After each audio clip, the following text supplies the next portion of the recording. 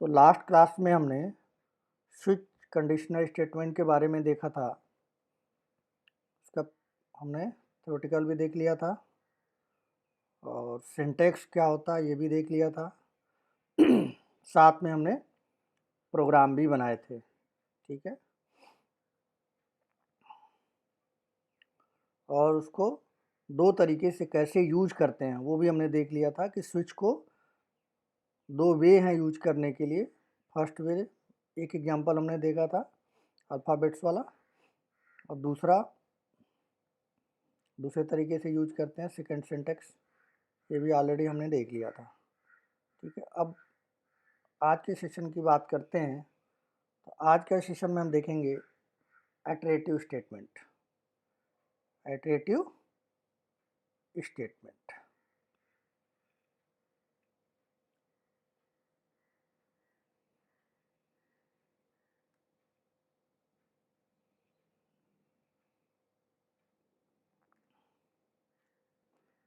Iterative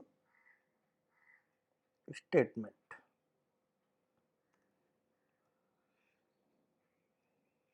iterative statement को हम loop भी बोलते हैं जनरल वे में।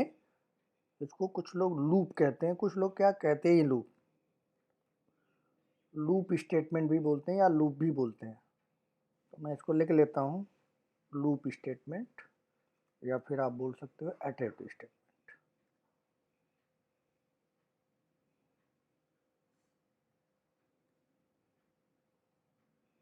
ठीक है जी।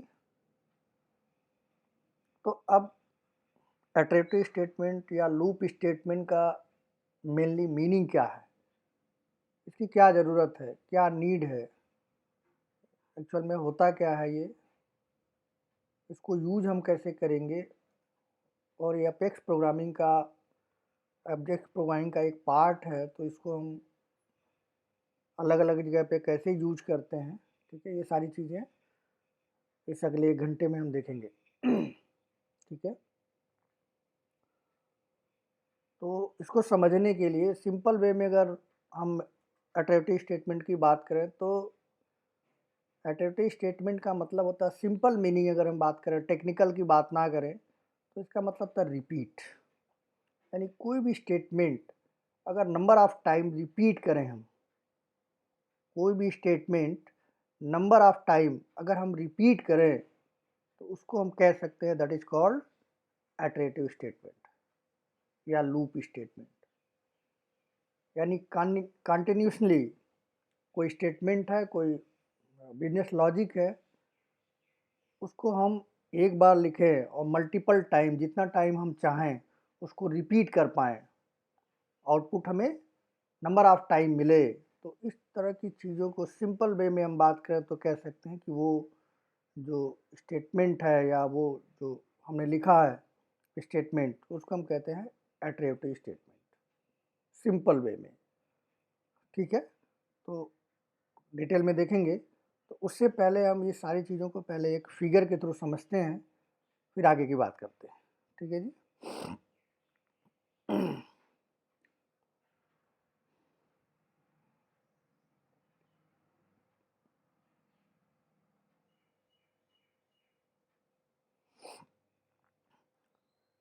तो मान के चलते हैं कि हमको एक कोई स्टेटमेंट है, उसको हमें नंबर ऑफ टाइम प्रिंट करना है। कोई स्टेटमेंट है, उसे हमें नंबर ऑफ टाइम प्रिंट करना है। तो सिंपल वे में अगर हमें कोई चीज़ प्रिंट करना चाहें तो सेल्सफोर्स ऑब्जेक्ट ओरिएंटेड प्रोग्रामिंग में कैसे लिखते हैं, बिल्कुल सिंपल वे में हम बात करें तो हमारे पास सिस्टम लॉग होते हैं। ठीक है। System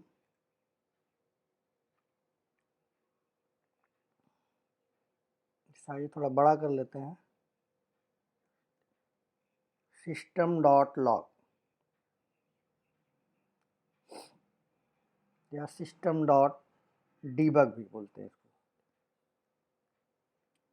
system dot debug. इसमें कोई भी मैसेज हम डाल सकते हैं। जैसे हमने मैसेज डाल दिया, मॉर्निंग का टाइम है तो हम लिख सकते हैं गुड मॉर्निंग।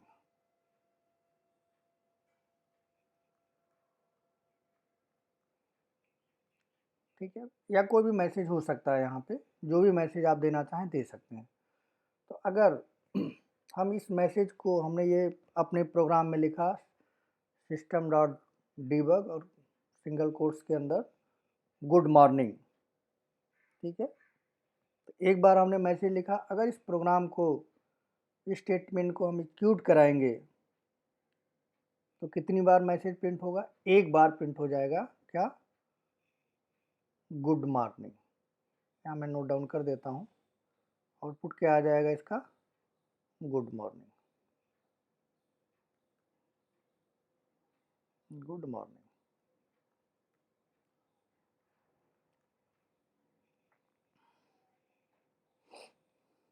ठीक है, तो अगर एक बार हमने स्टेटमेंट को प्रिंट किया, सिस्टम डॉट डीबग लिखा गुड मॉर्निंग, ठीक, तो उसका आउटपुट हमें एक बार मिल जाएगा, गुड मॉर्निंग। अगर हमें यही मैसेज, यही स्टेटमेंट गुड मॉर्निंग मैसेज दोबारा से हमको आउटपुट में चाहिए, तो फिर से हमें क्या करना पड़ेगा? दोबारा से हम सेम स्टेटमेंट दोबारा से लिखेंगे, बिल्कुल सेम। ठीक है, दोबारा से लिखेंगे, प्रोग्राम को एग्जीक्यूट कराएंगे तो दोबारा से हमें क्या मिलेगा? ये मिलेगा। फिर से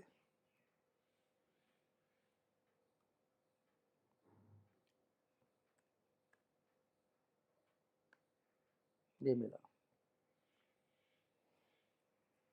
यानी दोबारा हमें आउटपुट चाहिए तो दोबारा हमें क्या करना पड़ेगा? दोबारा से good morning system dot debug और सिंगल कोट्स में लिखना होगा गुड मॉर्निंग दोबारा से। यानी हमें जो कोड है, मल्टीपल टाइम अगर हमें गुड मॉर्निंग लिखा हुआ चाहिए तो क्या करना पड़ेगा? मल्टीपल टाइम हमें system dot debug good morning लिखना पड़ेगा। तो मैं एक दो बार और लिख देता हूँ यहाँ पे। ठीक है, तीसरी बार हमने लिखा, थर्ड टाइम, फिर हमें आउटपुट मिलेगा।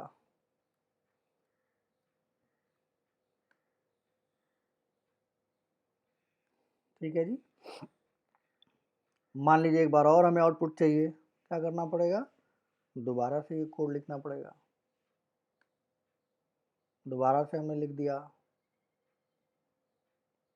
फिर प्रोग्राम को एग्जीक्यूट कराएंगे तो हमें एक और आउटपुट मिल जाएगा, गुड मॉर्निंग। यानी यहाँ पे अगर हम देखें तो जो मैसेज है वो गुड मॉर्निंग मैसेज है, हमने 4 बार लिखा तो आउटपुट हमें कितनी बार मिलेगा? 4 टाइम मिलेगा। आउटपुट हमको मिलेगा कितनी टाइम? 4 टाइम मिलेगा। और 4 टाइम इस प्रोग्राम को एग्जीक्यूट कराएंगे तो 4 टाइम आउटपुट मिलेगा। एक बार और डाल देते हैं हम इसको, 5 टाइम।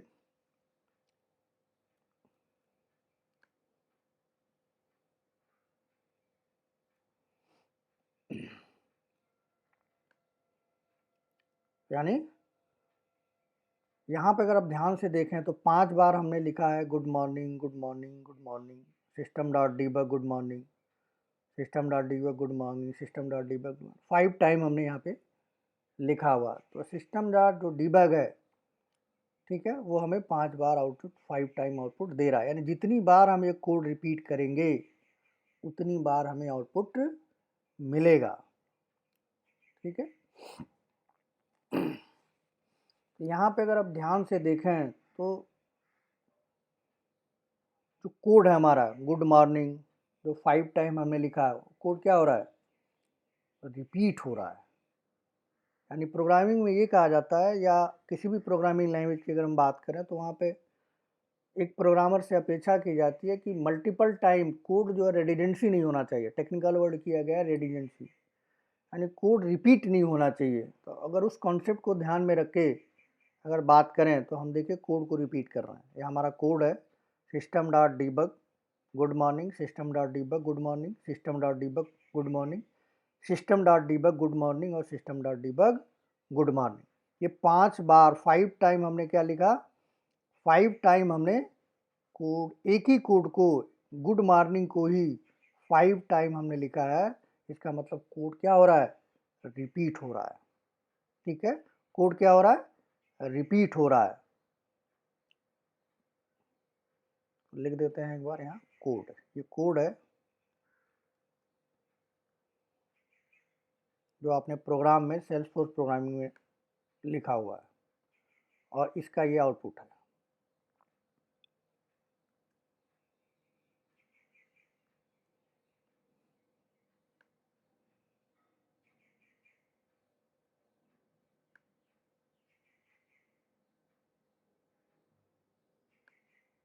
ठीक है जी,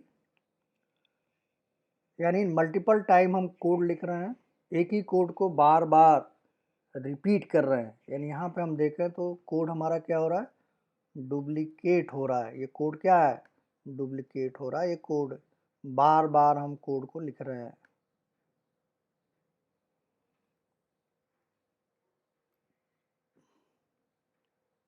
बार बार हम इस कोड को लिख रहे हैं।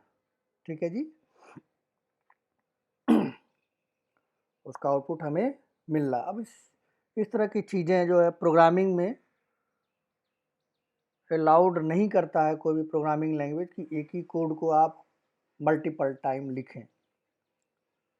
ठीक है, तो यहाँ पे सेल्सफोर्स में जो कोड हमने लिखा है वो क्या हो रहा है, ये कोड अब क्या हो रहा है, रिपीट हो रहा है। ये कोड क्या हो रहा है, रिपीट हो रहा है। उसका आउटपुट हमें मल्टीपल टाइम मिला। जितनी बार हमने गुड मॉर्निंग लिखा उतनी बार हमें आउटपुट मिला। एक ही कोड को मल्टीपल टाइम हम क्या कर रहे हैं, लिख रहे हैं। इससे प्रॉब्लम क्या होगी, सबसे पहले ये है कि लिखने से नुकसान क्या है। तो अगर आप इस कोड को बार बार लिखोगे, इस तरह के बिजनेस रिक्वायरमेंट में आएगा कि कोड को मल्टीपल टाइम आपको एग्जीक्यूट कराना होगा। तो यहाँ पे अगर एक ही कोड बार बार लिखेंगे as a programmer, as a admin, तो कंपाइलेशन में जो है टाइम ज़्यादा लगेगा। यानी इस कोड को, एक ही कोड को हम कंपाइल करेंगे, मल्टीपल लाइन लिख के कंपाइल करेंगे, तो जो कंपाइलेशन टाइम है, जो हमारे प्रोग्राम को कंपाइल करता है, यानी सेल्सफोर्स का जो कंपाइलर है, पहले उसे क्या करता है, कंपाइल करता है। ये चीज़, सारी चीज़ें मैं पहले बता चुका हूँ। यानी ये जो कंपाइल होगा कोड, उसमें टाइम ज़्यादा लगेगा। जब सेम कोड है तो हमें मल्टीपल टाइम नहीं लिखना चाहिए, लेकिन हमने मल्टीपल टाइम लिखा है। अगर मल्टीपल टाइम एक ही कोड को रिपीट कर रहे हैं, मल्टीपल टाइम लिख रहे हैं, तो उसमें कंपाइलर को ज़्यादा काम करना पड़ेगा। कंपाइलर कोड को कंपाइल करने में ज़्यादा टाइम लेगा। फिर कंपाइल करने के बाद बात आती है एग्जीक्यूट की, मतलब आउटपुट लेने की। तो जब इसे आउटपुट, ये आउटपुट देगा, हमारा सेल्सफोर्स का प्रोग्राम है जो, वो आउटपुट देगा। यानी हम कह सकते हैं कि प्रोग्राम को जब हम एग्जीक्यूट करेंगे, तो एग्जीक्यूट करेंगे तो एग्जीक्यूशन टाइम भी ज़्यादा लगेगा, क्योंकि कंपाइलेशन के बाद कोड जो बनेगा वो कोड बड़ा होगा। अब उसे एग्जीक्यूट कराना है, उसे रन कराना है, तो रन करेगा, तो रन करने में भी उसे टाइम ज़्यादा लगेगा। ठीक है, अगर प्रोग्राम को रन करने में, एग्जीक्यूट करने में ज़्यादा टाइम लगेगा, तो हमारा आउटपुट जो आएगा, यानी प्रोग्राम जो हमने लेके उसका जो आउटपुट है वो क्या हो जाएगा, उसका जो परफॉर्मेंस है ज़्यादा टाइम लेगा। यानी आउटपुट देने में क्या होगा, ज़्यादा टाइम लेगा। तो हम नंबर ऑफ कोड अगर कोड हम रिपीट करेंगे तो कंपाइल के बाद वो कोड बड़ा बनेगा, ज़्यादा टाइम कंपाइलेशन में लगेगा। अगर हम उसे एग्जीक्यूट करते हैं, उसे अगर हम एग्जीक्यूट करते हैं तो एग्जीक्यूशन टाइम भी बढ़ जाएगा। अगर एग्जीक्यूशन टाइम बढ़ गया तो हमारे प्रोग्राम की जो परफॉर्मेंस है वो क्या होगी, कम हो जाएगी। यानी आउटपुट ज़्यादा टाइम के बाद मिलेगा, जो कि प्रोग्रामिंग पॉइंट ऑफ व्यू से गलत है। अगर मैं सिंपल सी अगर आपसे बात करूं तो गूगल हमारे पास एक सर्च इंजन है, गूगल हमारे पास एक सर्च इंजन है, और याहू का भी सर्च इंजन है। लेकिन इंडिया की बात करें तो याहू में लोग सर्च कम करते हैं। अगर आपसे कोई चीज़ सर्च करना है दिया जाए तो आप गूगल को ज़्यादा प्रीफर करते हैं कंपेयर टू याहू। उसके पीछे क्या है, उसके पीछे रीज़न क्या है, ऐसा नहीं है कि जो याहू का सर्च इंजन है वो आपको आउटपुट गलत देता है। बात है परफॉर्मेंस की, यानी गूगल में जो भी आप सर्च करते हैं, ठीक है, मिली सेकेंड में, 1 सेकंड में, 2 सेकंड में हज़ारों लाइन का आउटपुट, हज़ारों आपको लिंक प्रोवाइड करता है। जबकि वही चीज़, सेम चीज़ अगर याहू में आप सर्च करें, याहू के सर्च इंजन में जाके सर्च करें, तो टाइम टेकिंग है, ज़्यादा टाइम लेता है, यानी परफॉर्मेंस उसका क्या है, स्लो है। उनके जो एल्गोरिथम हैं वो क्या है, स्लो हैं, ऐसे बनाए गए हैं तो ज़्यादा टाइम लेता है। तो याहू को हम कम पसंद करते हैं कंपेयर टू गूगल, गूगल में ज़्यादा पसंद करते हैं। रीजन कि गूगल जो है, सर्च इंजन जो है हमारा, वो फास्ट आउटपुट देता है, उसका परफॉर्मेंस बेटर है, और याहू का परफॉर्मेंस स्लो है।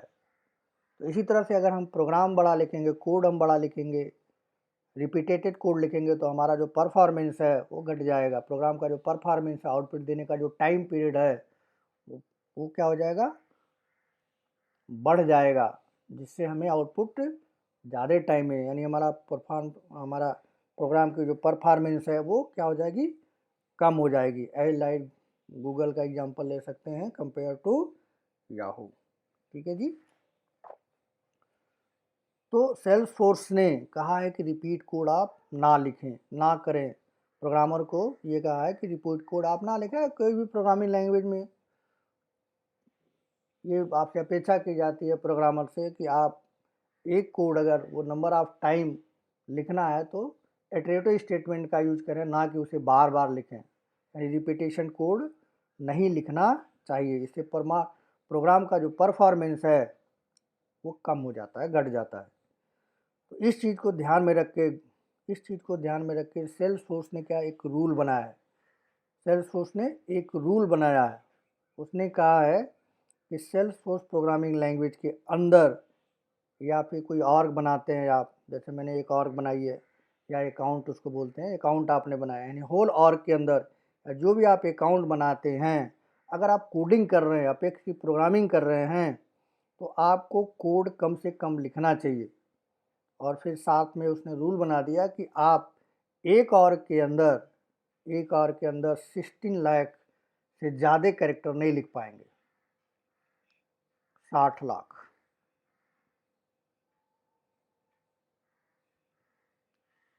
60 लाख, यानी 16 लाख से ज़्यादा का आप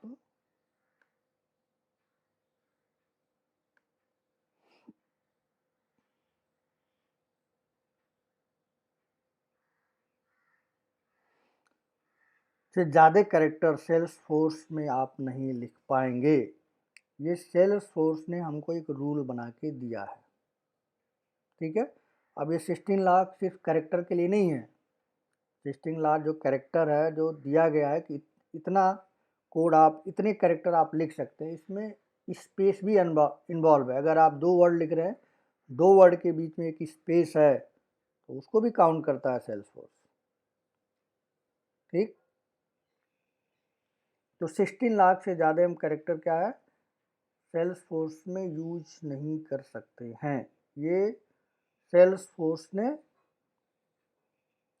हमको कहा है कि 16 लाख से कैरेक्टर आप ज़्यादा यूज मत कीजिए, यानी अलाउड नहीं है। आपसे आपसे आप आशा की जाती है कि जो प्रोग्रामिंग आप करेंगे उस 60 लाख से ज़्यादा कैरेक्टर नहीं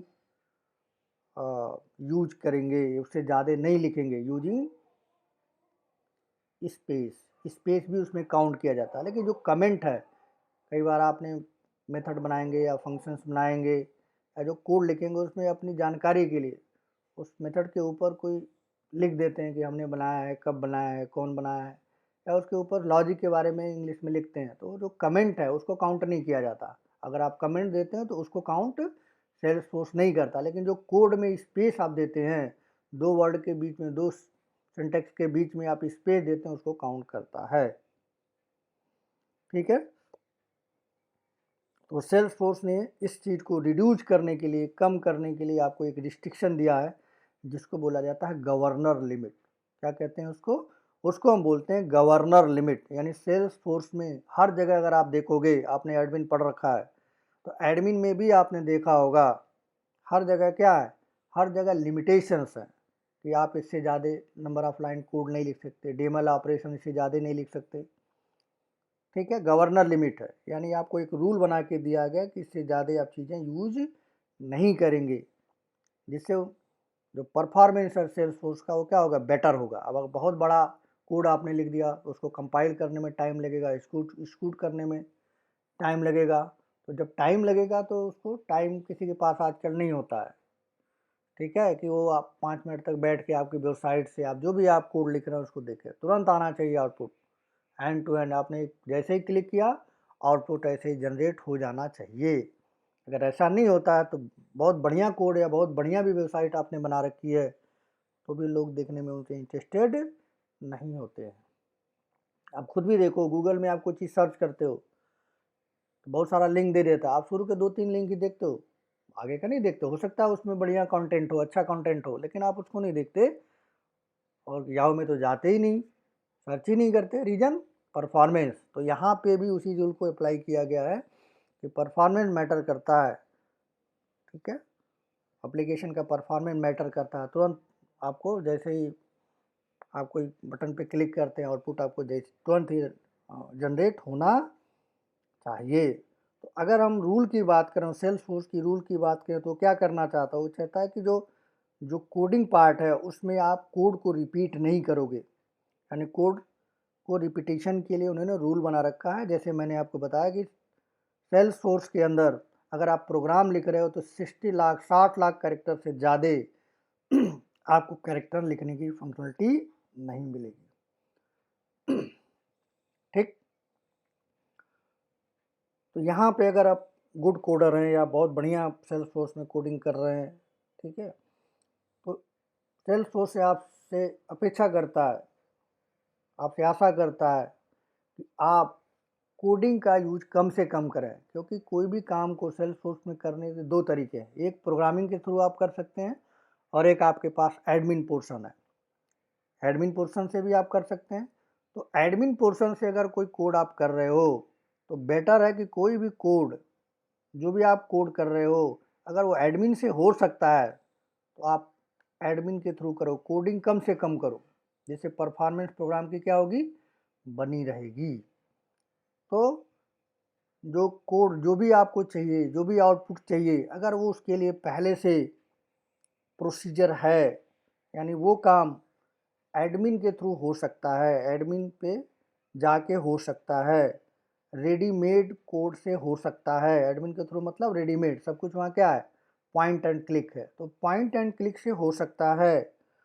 तो आपको क्या है, कोडिंग करने की नीड नहीं बनती है, यानी आपके पास कोई ऑप्शन है, पहले से रेडीमेड टूल्स हैं, तो उसको पहले वो फीचर आप यूज कीजिए। अगर उससे आपका काम नहीं चलता है फिर आप प्रोग्रामिंग में जाइए, यानी रेडीमेड जो पहले से बना हुआ है उसको पहले यूज करना होगा, बाद में आप कोडिंग करें। और कोडिंग ऐसा करें कि छोटा छोटा कोड हो, बड़ा कोड ना लिखना पड़े, यानी कोड की रिपीटेशन को अवॉइड करें, ठीक है। कोड के रिपीटेशन को क्या करना चाहिए, अवॉइड करना चाहिए, ठीक। तो सेल्स फोर्स के पास जो जो फीचर हैं, अगर कोई फीचर है और एडमिन वो फीचर अवेलेबल है तो पहले एडमिन के थ्रू उसको उस चीज़ को अपने बिजनेस लॉजिक में इम्प्लीमेंट कीजिए।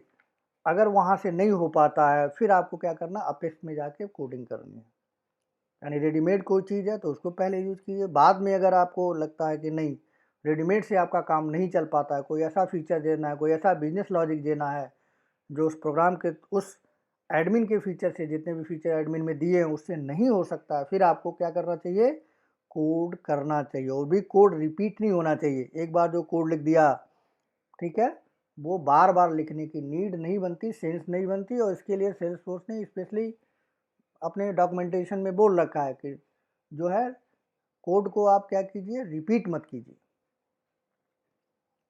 ठीक है। तो अगर आपको कोड को रिपीट ही करना है तो फिर सेल्स फोर्स आपके लिए नहीं है। आप जावा, .NET, PHP, पाइथन, वहाँ पे आप कोड कर सकते हैं, वहाँ पे कोई रिस्ट्रिक्शन नहीं होता है। जावा में कोई रिस्ट्रिक्शन नहीं होता।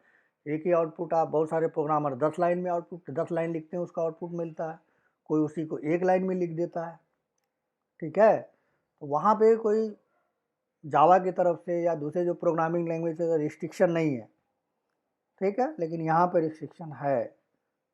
ठीक, तो अगर आपको लगता है कि नहीं हम कोड खुद से सब कुछ खुद से ही करेंगे, तो फिर आपके लिए सेल्सफोर्स नहीं है। आप जावा में जावा का कोड कर सकते हैं, डॉटनेट में जाके कर सकते हैं, पीएचपी में जाके कर सकते हैं, वहाँ पूरा फुली कोड आपको। इसलिए जावा, डॉटनेट, पीएचपी को कहा जाता है full coding based programming language. यानी वहाँ पे सब कुछ आपको, एक लाइन भी अगर आपको कुछ करना है तो वहाँ पे प्री डिफाइन कुछ भी नहीं है। सारा कुछ क्या है, क्लास बनी है, उसके मेथड्स बने हैं, उस क्लास का ऑब्जेक्ट बनाना है और फिर उस ऑब्जेक्ट के थ्रू क्या करना है, आउटपुट आपको मेथड को कॉल करना है, उसका आर्गुमेंट देना है, वो आउटपुट आपको जनरेट करके देगा। लेकिन सेल्स फोर्स में ऐसा नहीं है। तो सेल्स फोर्स में हमें क्या करना है, पहले अगर प्री डिफाइन कोई चीज़ है जिससे हमारा काम चल सकता है, तो हम उसको यूज करना है, वो फीचर का यूज करना है। अगर नहीं होता है फिर जाके हमें प्रोग्रामिंग करना है। पहली चीज़ हो गई। दूसरी चीज़, जो कोडिंग स्टैंडर्ड है, जो कोड है सेल्स फोर्स में जो हम कोड करेंगे, उसको रिड्यूस करना है। We can reduce the coding part. हमें कोडिंग पार्ट को रिड्यूस करना है, जिससे हमारा डेवलपमेंट टाइम क्या हो जाएगा, एप्लीकेशन का जो डेवलपमेंट टाइम क्या हो जाएगा, कम हो जाएगा। एप्लीकेशन की परफॉर्मेंस क्या होगा, बढ़ जाएगा। और हमारा कोड कम होगा तो आउटपुट हमें जल्दी मिलेगा, यानी हमारा प्रोग्राम है आउटपुट फास्ट देगा। अब इससे और भी फ़ायदे हैं। क्या फ़ायदा हो सकता है, कोई एप्लीकेशन आप बनाते हैं, अगर उसका परफॉर्मेंस फास्ट होता है, जल्दी कोड आप कर पाते हैं, तो 2 दिन का काम 1 दिन में करते हैं, तो जो प्रोजेक्ट की कास्ट होती है, प्रोजेक्ट की बजट होता है, यानी जो क्लाइंट प्रोजेक्ट के लिए पेमेंट करता है, उसका जो बजट होगा कम हो जाएगा। क्योंकि वही कोड अगर आप रिपीट करेंगे, नंबर ऑफ टाइम लिखेंगे, तो ज़्यादा टाइम लगेगा। एक मॉड्यूल का कोड आप 1 दिन में अगर बना सकते हैं, अगर आपके पास पहले से कोई वो फीचर है तो उसको डायरेक्ट आप यूज कर लेंगे, कोडिंग करना नहीं है तो टाइम कम लगेगा। तो टाइम कम लगने का मतलब है प्रोजेक्ट कम टाइम में प्रिपेयर हो जाएगा, बन जाएगा, तैयार हो जाएगा। तो उसमें जो प्रोजेक्ट का कास्ट है वो कम हो जाएगा, बजट उसका कम हो जाएगा। अगर आप कोडिंग करेंगे, ज़्यादा टाइम लगाएंगे, तो प्रोजेक्ट की कास्ट क्या होगा, बढ़ जाएगा। तो ये भी है, ये भी इसका एडवांटेज है कि प्रोजेक्ट की कास्ट जो है सेल्स फोर्स में कम होती है। इसलिए आपने देखा होगा बहुत सारे लोग, बहुत सारी कंपनियां जो पहले से दूसरी टेक्नोलॉजी के अंदर सॉफ्टवेयर बनवाती थी, अब वो मूव कर रही हैं सेल्स फोर्स की तरफ। रीजन कि सेल्स फोर्स में कास्ट कम लगता है, पैसे कम लगते हैं, क्योंकि रेडीमेड कोड यहाँ पे बहुत ज़्यादा है। और जहाँ पे आपका काम नहीं चल पाता है, फिर आप वहाँ पे जाके कोडिंग यूज करते हैं। जबकि दूसरी प्रोग्रामिंग जो लैंग्वेज है, जावा, डॉटनेट, पीएचपी, पाइथन, गो, उसमें कंप्लीट आपको क्या करना होता है, कोड करना होता है, जिससे प्रोजेक्ट की कास्ट बढ़ जाती है, लंबे टाइम तक प्रोजेक्ट चलते हैं। ठीक है, तो हमेशा जो है सेल्स फोर्स में क्या होगा, कोड हमेशा रिड्यूस होगा, छोटा होगा, और कोड को रिपीट नहीं किया जाना चाहिए। ठीक है, और नहीं किया जाता है। ठीक, तो हमें अपना काम कैसे करना है, कॉन्फ़िगरेशन के थ्रू करना चाहिए। बने बनाए जो एडमिन में दिया गया उससे अगर हो सकता है तो वही कीजिए, कोडिंग करने की नीड नहीं है। ठीक,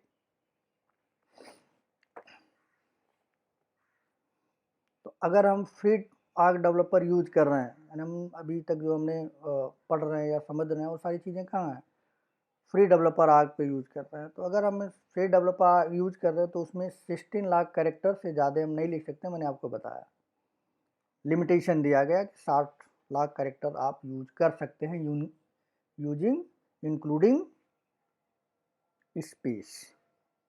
ठीक है, तो कैसे पता करेंगे हम चीज़ों को, तो सबसे पहले ये चीज़ आपको आई थिंक समझ में आ गया होगा कि कोड हमें रिपीट नहीं करना चाहिए। हमें ऐसा कुछ करना है कि कोड हमारा रिपीट ना हो। ठीक है, तो अगर हमारा कोड रिपीट नहीं हो रहा है, ऐसा हम कुछ कर दें या कुछ ऐसा चीज़ यूज करें, तो उस तरह की चीज़ों को हम क्या कहेंगे, number of time repeat number of time repeat ना हो।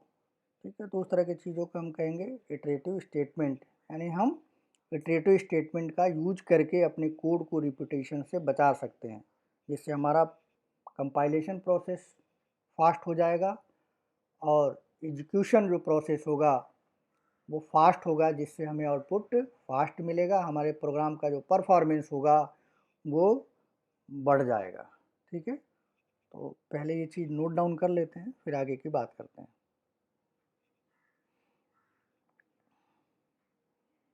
तो अगर डिफिनीशन की बात करें तो क्या हो जाएगा, लिख सकते हैं iterative statement, iterative statement loop भी आप बोल सकते हैं, loop statement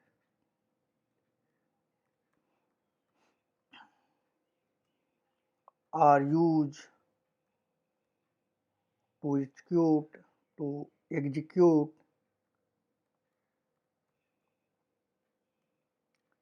the block of statement,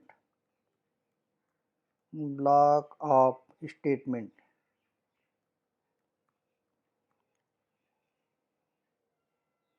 block of statement, number of times,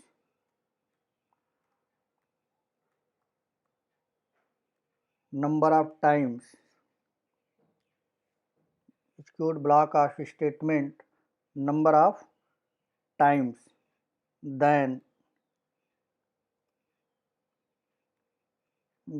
we go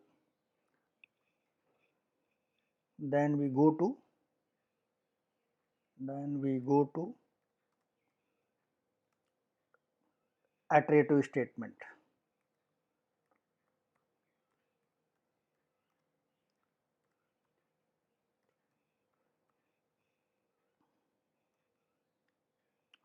Iterative statement our business requirement, business requirement,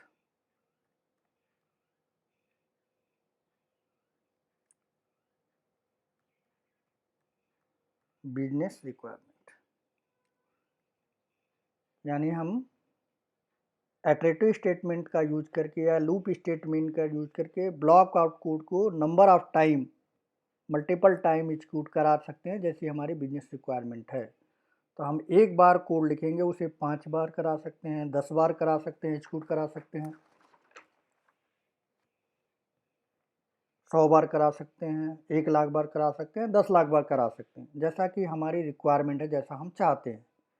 ठीक है जी, तो एक ही लाइन कोड लिखा हुआ कोड, नंबर ऑफ एक ब्लॉक में लिखा हुआ कोड मल्टीपल टाइम, जितनी हमें ज़रूरत है हमारे बिजनेस रिक्वायरमेंट के, हमारे प्रोजेक्ट के अकॉर्डिंग, उतना हम टाइम उसे एग्जीक्यूट करा सकते हैं using apex programming.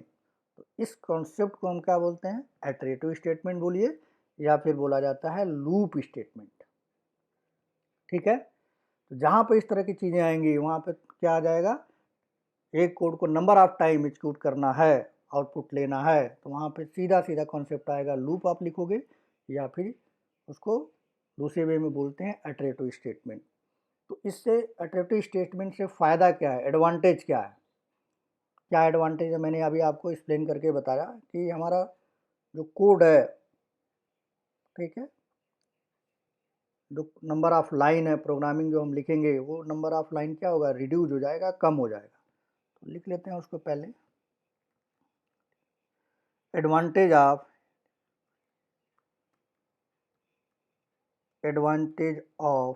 iterative statement।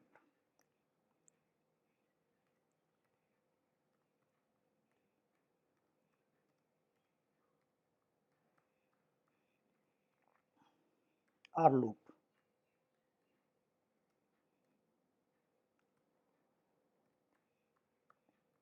यानी से क्या हमें इटरेटिव स्टेटमेंट या लूप का हम यूज करते हैं तो हमें एडवांटेज क्या मिलता है। तो पहला एडवांटेज है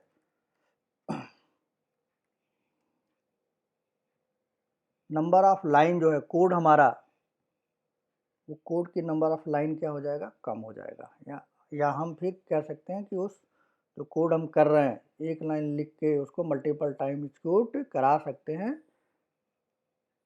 नंबर ऑफ लाइन, कोड का नंबर ऑफ लाइन क्या होगा, हम कम कर सकते हैं यूजिंग इटरेटिव स्टेटमेंट या कहें आप लूप स्टेटमेंट। तो we can reduce number of lines of code in Apex programming language।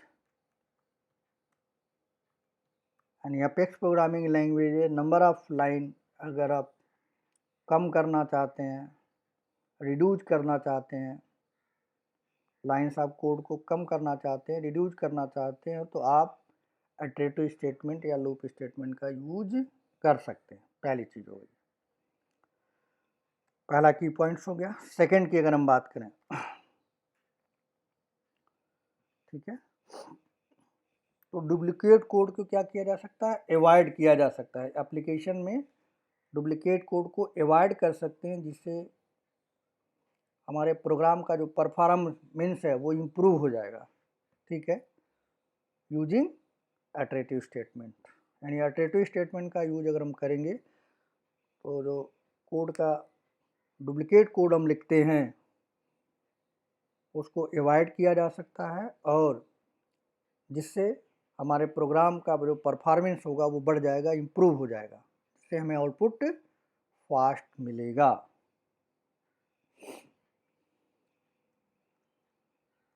We can avoid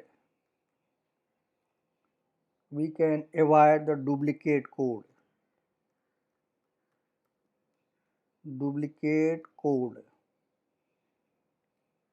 so our application performance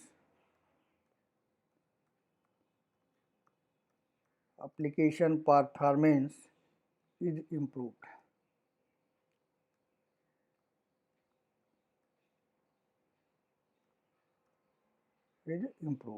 ठीक है, तो दो एडवांटेज हैं हमें इटरेटिव स्टेटमेंट का यूज करने से। नंबर ऑफ लाइंस कम हो जाएंगे, ठीक, और हम डुप्लीकेट कोड को अवॉइड कर सकते हैं, जिससे हमारा जो एप्लीकेशन का परफॉर्मेंस है वो क्या हो जाएगा, इम्प्रूव हो जाएगा, बढ़ जाएगा। ठीक है, ये हो गया कि हम इटरेटिव स्टेटमेंट का क्यों यूज करेंगे, क्या उसकी नीड है।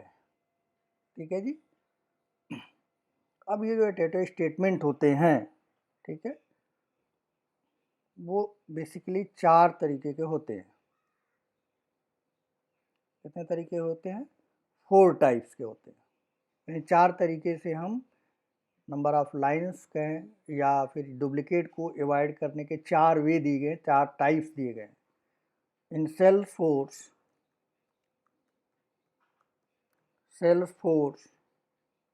4 टाइप्स of iterative statement।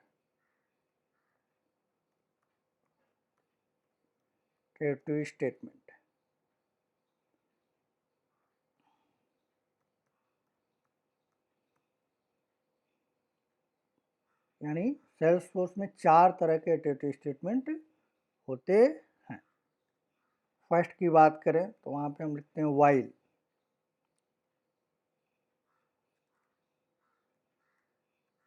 ठीक है, व्हाइल इटरेटिव स्टेटमेंट। सेकंड की बात करें तो यहाँ पे वो डू व्हाइल। थर्ड जो होता है हमारा होता है फॉर, और जो नेक्स्ट है और लास्ट जो है उसको बोलते हैं इनहांस फॉर।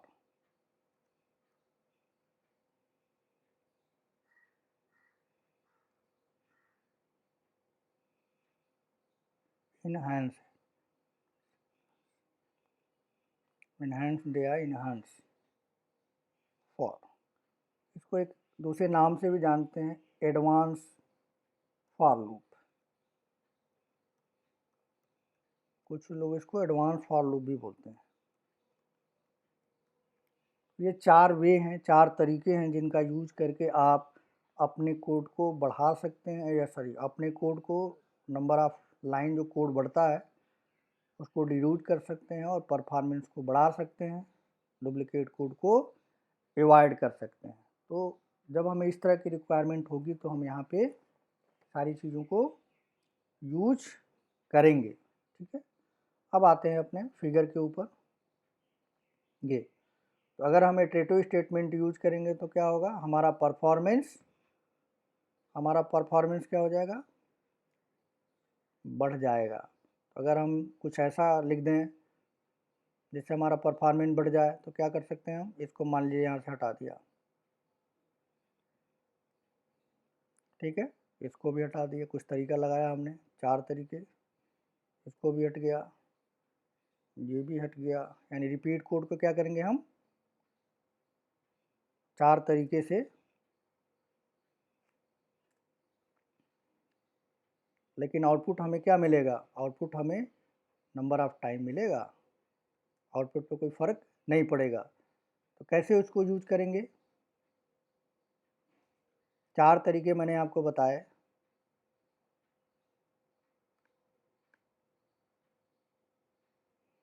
यानी 1 टाइम आप कोड लिखोगे, और ये कितने तरीके से इसको डिवाइड किया जा सकता है, 4 वे।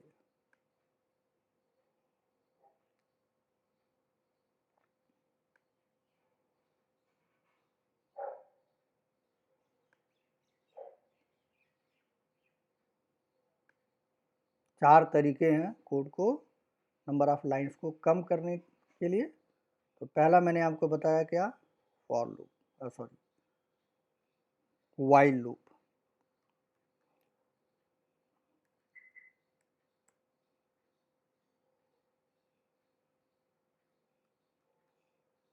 दूसरा मैंने आपको बताया डू वाइल लूप, इससे भी आपका कोड क्या हो जाएगा, रिड्यूस हो जाएगा, कम हो जाएगा, do while.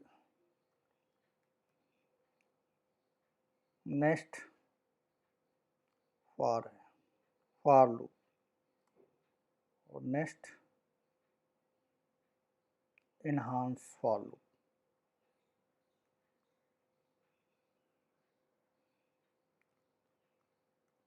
Enhance for loop, ये पहला वे हो गया, डू वाइल दूसरा वे हो गया, इनहांस फॉर लूप तीसरा वे हो गया। ठीक है, तो इस तरह से अगर आप कोड को रिड्यूस करना चाहते हैं तो इटरेटिव स्टेटमेंट का यूज करके 4 तरीके हैं, चारों तरीके का कोई भी एक तरीका या कोई भी 2 तरीका आप यूज करके कोड को रिड्यूस कर सकते हैं। वाइल, या फिर डू वाइल, या फिर फॉर, या फिर एनहांस फॉर लूप कहिए, या फिर एडवांस फॉर लूप कहिए, ये सारे का आउटपुट आपको मिल जाएगा नंबर ऑफ टाइम। यहाँ से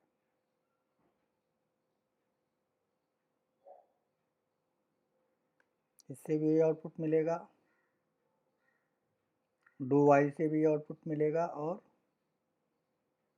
वाइल से भी ये आउटपुट आपको मिलेगा। ये ठीक है, तो आई थिंक इतना आपको बात समझ में आ गई, इटरेटिव स्टेटमेंट हम क्यों यूज करेंगे, कैसे यूज करेंगे, अभी हम प्रोग्राम के थ्रू देखेंगे। तो फिलहाल आपको थ्योरेटिकल इतनी सारी चीज़ें क्लियर हो गई होंगी आई थिंक, कि हम किस केस में इटरेटिव स्टेटमेंट का यूज करते हैं। अब हमने आपको बताया कि जो है 16 लाख कैरेक्टर आप यूज कर सकते हैं, तो सेल्सफोर्स ने ऐसा बताया है, ऐसा मैं नहीं कह रहा।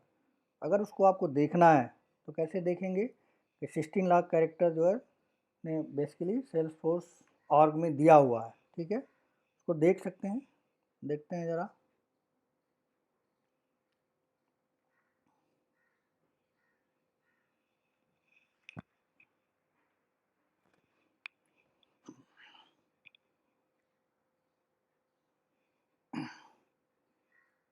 लिख लेते हैं how to see number of character in our आर्ग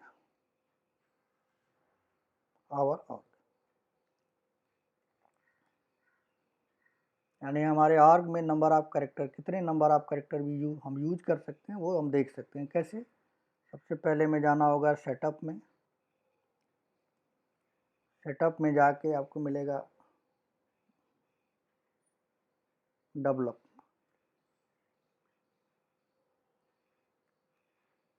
वहाँ पे आप जाके देखोगे मिलेगा अपेक्स क्लासेस। ठीक है, उसको आप क्लिक कीजिए तो आपको पता चलेगा कि कितने कैरेक्टर आप यूज कर पाओगे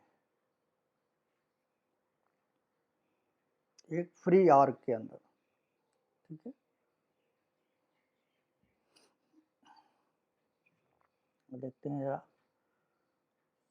सबसे पहले हम अपने आर्ग में चलते हैं। यहाँ पे आर्ग से हम लॉगिन है तो यहाँ से भी आप देख सकते हैं। यहाँ पे क्लासिक में बेटर दिखता है तो मैं क्लासिक में चलता हूँ। स्विच टू क्लासिक, यहाँ से भी देख सकते हैं लेकिन क्लैरिटी वहाँ से ठीक रहता है इसलिए मैं वहाँ जा रहा हूँ। यहाँ पे सबसे पहले मैंने बताया सेटअप में जाना, सेटअप पे क्लिक किया। ठीक है, वहाँ पे यहाँ लेफ्ट पैनल में आएंगे तो मिलेगा आपको डेवलप। ये मिला डेवलप, बिल्ड के अंदर डेवलप। इस पर क्लिक करेंगे। यहाँ पे अब दिया हुआ है अपेक्स क्लासेस, इसको क्लिक करेंगे। ठीक है,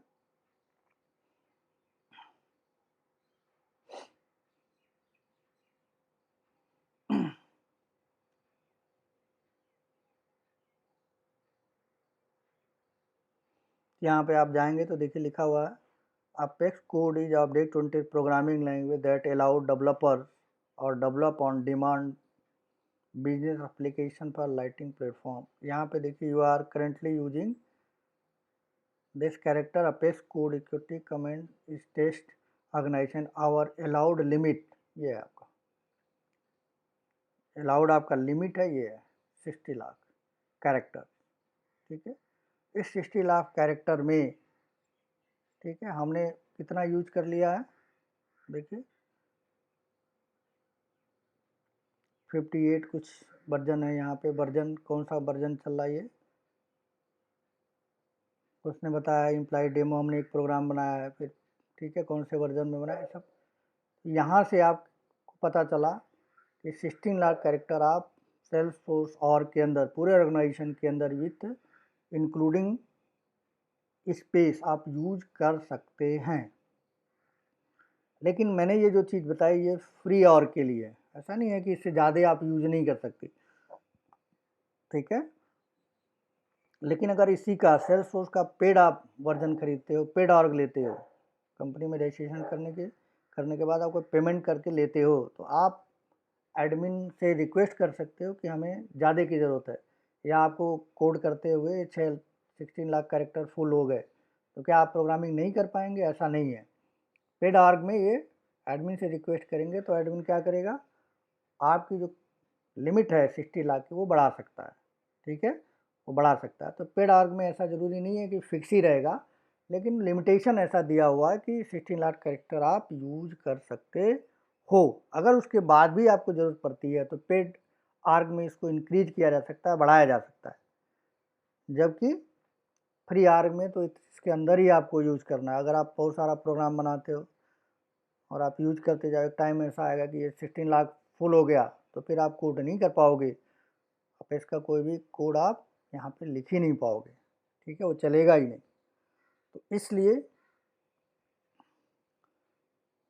क्या करेंगे, इसलिए हमें क्या करना होगा, इस तरह का कोड करना होगा हमारा कम्पैक्ट कोड हो, छोटा कोड हो, रिपीट ना हो, मल्टीपल टाइम एग्जीक्यूट, हम एक ही कोड को अगर हमारा काम चल सकता है तो एक ही कोड लिखें और मल्टीपल टाइम उसको एग्जीक्यूट कराना है तो हम करा सकते हैं। ठीक है, जैसे यहाँ पे, ठीक है, तो ये कोड है, आप इसको आप मल्टीपल टाइम एग्जीक्यूट करा सकते हो कुछ इस तरह से। ये एक बार चले, ठीक, छोटा कर देता हूँ, ये कोड है, एक बार चले, फिर यही कोड दोबारा भी चले, यही कोड दोबारा भी चले, यही कोड 4 टाइम चले, 5 टाइम चले, 100 टाइम चले। ये कोड को क्या कर सकते हैं हम, इस कोड को नंबर ऑफ टाइम रिपीट कर सकते हैं, नंबर ऑफ टाइम रिपीट कर सकते हैं। ठीक है,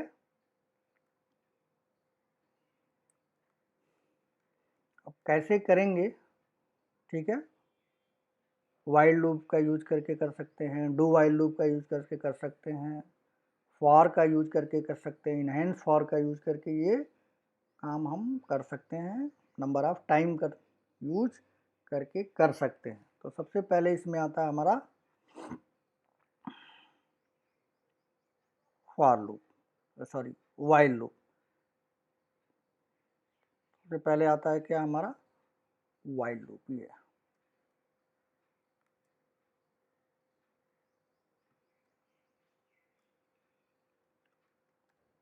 वाइल इटरेटिव स्टेटमेंट बोलिए या वाइल लूप बोलिए, बात एक ही है। ठीक है, तो आई थिंक घंटा हो गया है, तो अभी नेक्स्ट क्लास में फिर हम देखेंगे, सारी फंक्शनलिटी देखेंगे और एक एक करके वाइल का देखेंगे, डू वाइल का देखेंगे, फॉर, इनहेंस फॉर लूप या एडवांस फॉर लूप का सारा एक एक करके अगले 2-3 क्लास के अंदर फिर हम कोडिंग पे आएंगे और कोडिंग से सारी चीज़ें हमारी क्लियर होंगी। तो मैं एक बार दोबारा से रिपीट कर देता हूँ, आज का सेशन में हमने बताया आपको कि इटरेटिव स्टेटमेंट क्या होते हैं या उसको लूप स्टेटमेंट भी बोलते हैं। तो जब भी आपको कोई स्टेटमेंट मल्टीपल टाइम एग्जीक्यूट करना हो तो वहाँ पे हम यूज करेंगे इटरेटिव स्टेटमेंट या लूप स्टेटमेंट, यानी एक कोड को नंबर ऑफ टाइम रिपीट करना है, कंटिन्यूसली रिपीट करना है, तो उसके लिए यूज होता है इटरेटिव स्टेटमेंट या लूप स्टेटमेंट। अब ये लूप स्टेटमेंट इससे एडवांटेज क्या मिलता है, हमारा जो नंबर ऑफ लाइन है, कोड का जो लाइन ऑफ कोड है वो रिड्यूस हम कर सकते हैं, कम कर सकते हैं अपेक्स प्रोग्रामिंग का यूज करके। डुप्लीकेट कोड को हम अवॉइड कर सकते हैं और जिससे हमारा कंपाइलेशन टाइम कम हो जाएगा, एजुकेशन टाइम कम हो जाएगा, जिससे हमारे एप्लीकेशन की परफॉर्मेंस बढ़ेगी, जिससे हमारा आउटपुट जल्दी आएगा, फास्ट आएगा, जिससे प्रोग्राम फास्ट चलेगा। ठीक है, अब ये जो है ये सारा काम को इटरेटिव स्टेटमेंट को करने के लिए हमारे पास 4 इटरेटिव स्टेटमेंट सेल्सफोर्स ने दिए हैं।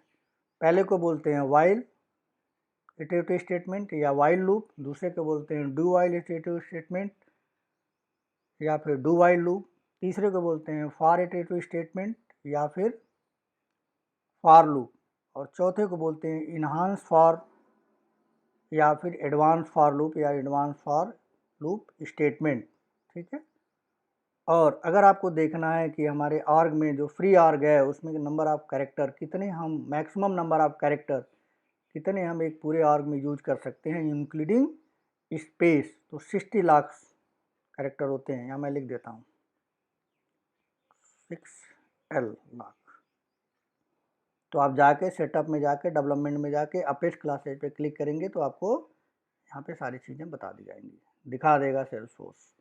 तो नेक्स्ट क्लास में हम देखेंगे वाइल इटरेटिव स्टेटमेंट क्या होते हैं, कैसे काम करते हैं, उसके लिए एक प्रोग्राम बनाएंगे और बहुत सारे प्रोग्राम बना के देखेंगे जिससे आपको क्लियर हो जाए कि इटरेटिव स्टेटमेंट कैसे हम यूज करते हैं यूजिंग अपेक्स प्रोग्रामिंग लैंग्वेज। ठीक है जी, तो नेक्स्ट क्लास में फिर आगे का वाइल लूप पे का एग्जाम्पल करेंगे, वहाँ सारी चीज़ों को देखेंगे। ठीक है? तो थैंक यू।